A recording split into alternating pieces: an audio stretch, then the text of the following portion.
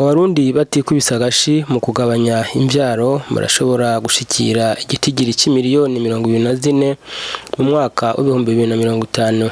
Ivyo bikaba ari bimwe mu bishikirizwa n'umuyobozi w'ikigo kijejwe gutororokanya ibiharuro Istebu mu mfunyafunyo y'igifaransa, umushingantahe Nicolas Ndayishimiye. Mu ruganda rwo guhanahana ivyiyumviro no mu ntumbero yo guhimbaza ukwezi kwahariwe gutororokanya ibiharuro mu Burundi mbere no muri Afrika, hari kuri uyu wa kabiri igenekerezo rya 20 Munyonyo mwaka wa 2018. Reka tumwumvirize. Kuva mu kwishura ico kibazo no rabira kuri ya ntumbero y'igihugu imwe bavuga ati twebwe twihaye iki twisunziki, hamwe bavuga ati Burundi 2025 muri ijya ntumbero twavuga yuko mu mwaka w'ibihumbi 2025 umupfasoni w'umurundi kazi muri rusanga azobavyara abana batatu. Mugabo bino biharuro nukuvuga turi mwaka w'ibihumbi 2017 ivyo twerekanye dusanga umupfasoni avyara abana muri rusange batanu n'ibice biga.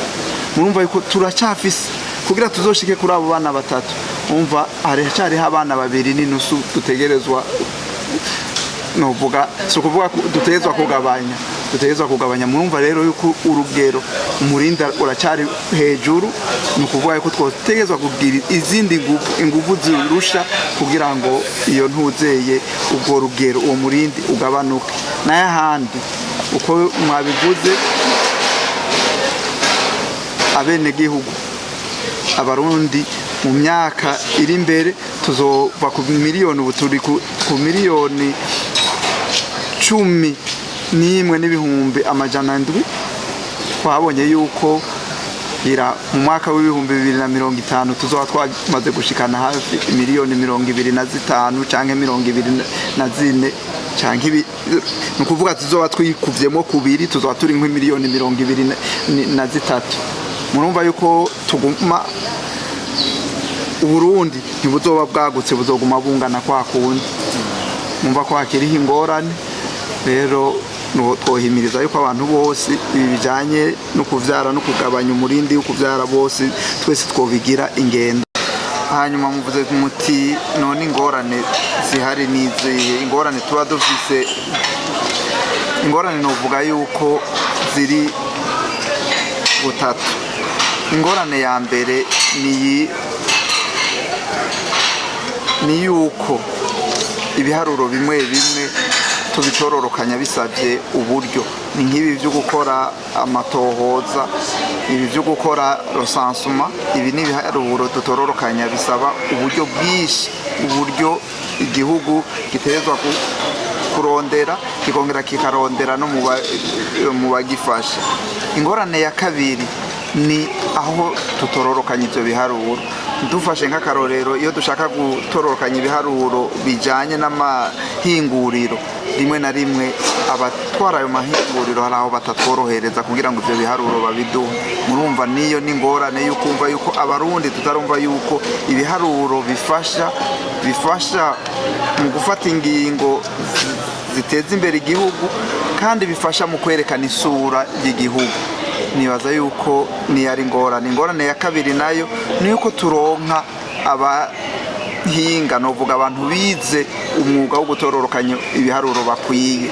Turabafise mugabo ntibakwiye, nico gituma ngira ngo abaza kugumana natwe no munsi nyuma ya saa sita muraza gukurikirana ibijanye n'iri shuri bagiye gushiraho muri kaminuza yacu y'u Burundi, bizo dufasha kwigisha abanyeshuri mu bijanye n'umwuga wo gutororokanya no gushira habona ibiharuro. Mwabonye yuko bimwe byo gukoresha bimwe abafasoni bavuga ati muje kwa muganga mugabanura imvyaro canke muzihagarike. Twabonye yuko kuva mu mwaka w'ibihumbi 2010 gushika mu mwaka w'ibihumbi 2016 ivyo biharuro byagerageje gutera bije imbere. Twavuye hagati kuva ku bice hafi 19 hagati ya 19 na 18 na 20 mu mwaka w'ibihumbi 2010 kwijana tuja hagati y'ibice 28 na 30 mu mwaka w'ibihumbi 2016 17 naho nyene ku rugero rw'ijana. Turavye mu bijanye no gusoma no kwandika cyane cyane gusoma turabiye ku bantu bakuze ko mwarazi twakoreye ku bafasoni bafise hagati y'imyaka 15 na 19 naho nyene dusanga ivyo biharuro harabayeho akunguko, naho twasanze hagati y'abagore n'abagabo hariho agahazi, abagabo akaba aribo bazi imbere muri ivyo bijanye no gusoma no kwandika, abafasoni bakaba bari inyuma, ugasanga harimwo nk'ibice bishika 12 kwijana biri hagati y'abagabo n'abagore.